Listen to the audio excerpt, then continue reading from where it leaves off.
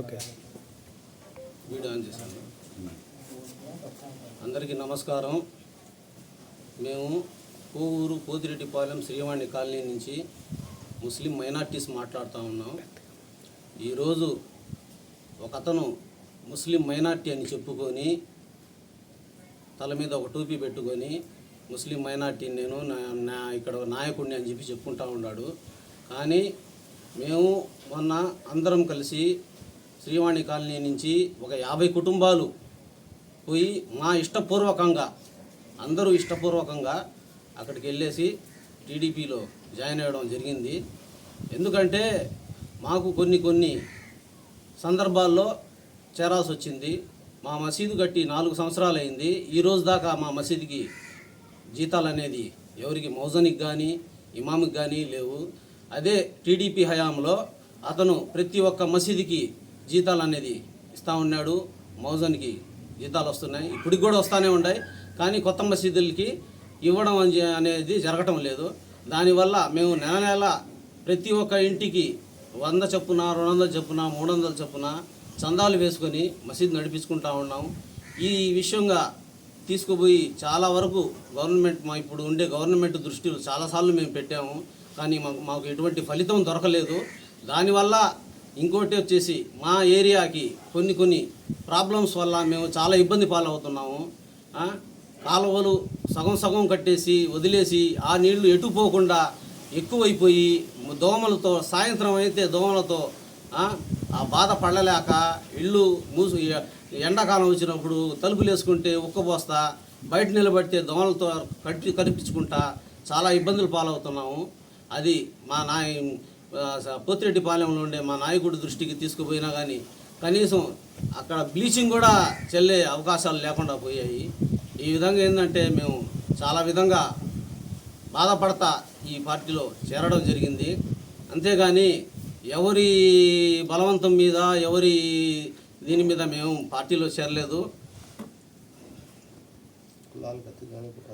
కులాలకు అతీతంగా మేము ఉన్నాము. వీళ్ళంతా ఇప్పుడు నా వెనకాల కూర్చుని ఉన్న వీళ్ళంతా ముస్లిమ్స్ మైనార్టీసు ఇక్కడ కాపురస్తులే. బయట నుంచి కూడా ఇప్పుడు కూడా ఎవరు రాలా, అప్పుడు కూడా ఎవరు రాలా, ఇప్పుడు కూడా ఎవరు రాలా. అందరి ఒక తల్లి బిడ్డల్లాగా కులాలకు అతీతంగానే మేము ఉన్నాం.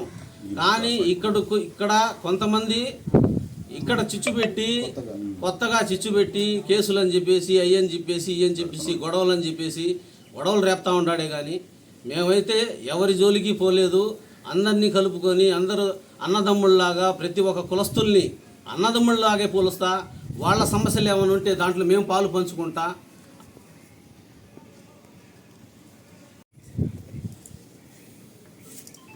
మేము ఇక్కడ అందరం గ్రామస్తులం మొత్తం ఒక తల్లి బిడ్డల్లాగే అందరూ కలిసిమెలిసి ఉన్నాము. కానీ ఇప్పుడు కొత్త మాటలు వస్తూ ఉన్నాయి. పోతే మేమంతా టీడీపీ టు టీడీపీ అని చెప్పేసి ఒక న్యూస్ విన్నాను నేను. ఆ చెప్పిన అతను ఎలక్షన్లో లేడు, పంచాయతీ ఎలక్షన్లో కూడా లేడు.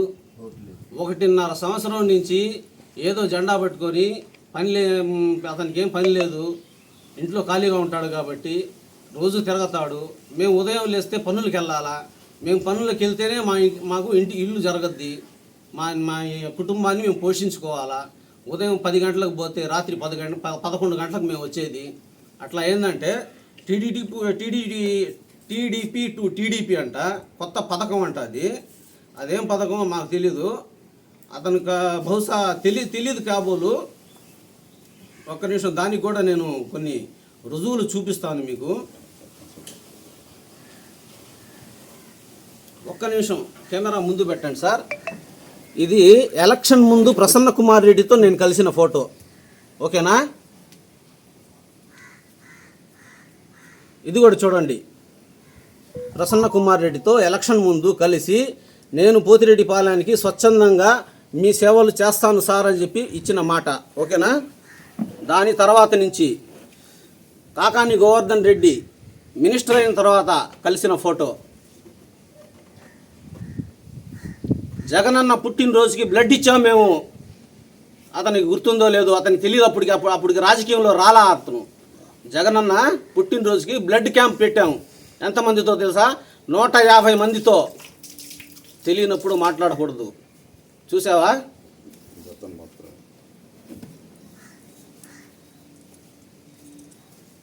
చూడండి, ప్రతి ఒక్క ఫోటోలో అందరూ కోవూరోళ్ళే. ఇది బయోడేటా. చివరికి మొన్న అనిల్ అన్న ఆత్మీయ సభ పెట్టినా కానీ దానికి కూడా హాజరయ్యాం. దానికి కూడా హాజరయ్యాం.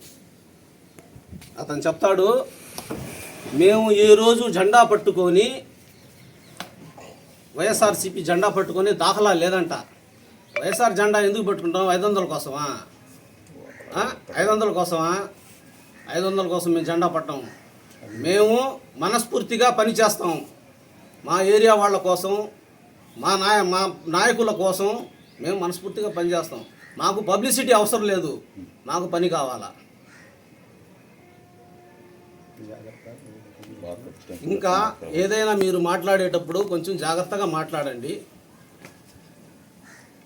ఏమైనా మాట్లాడేటప్పుడు కొంచెం జాగ్రత్తగా మాట్లాడండి.